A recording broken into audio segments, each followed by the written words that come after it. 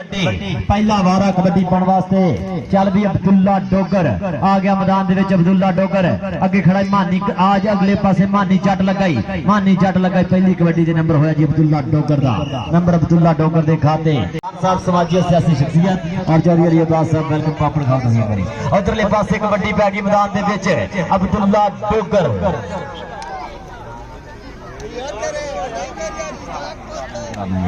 करा देने जी और इंशाल्लाह जनाब साडे स्टेज की रौनक इको ही ना गरीबां दी थां बोर्ड दी शाम मलक शफीक अबान साहब सत बिस्मिल्लाह जी आनो तुसी आए तां मेले सज गए ने ताइयों ढोल खुशी दे वज गए ने साडे नैन प्यासे रज गए ने तुसी आए तां मेले सज गए ने मलक साहब बहुत शुक्रिया जी आनो जी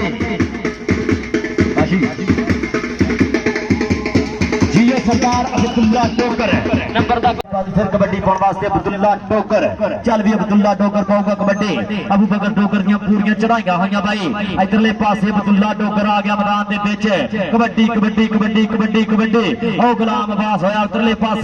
इधरले पासे केड़ा मुंडा आ केड़ा पैंदा वा अबू बकर इधर अब्दुल्ला डोगर नु नंबर होया जी रेडर दा नंबर रेडर सरदार ग्राम डोगर दा शेर पुत चले टजकोट दी धरती दा फखर कबड्डी पाने वास्ते अब्दुल्ला डोगर चल भी शेरा पा कबड्डी भारी प्रथम जुस्सा इधरले पासे फिर मुंडा लगदा निकल के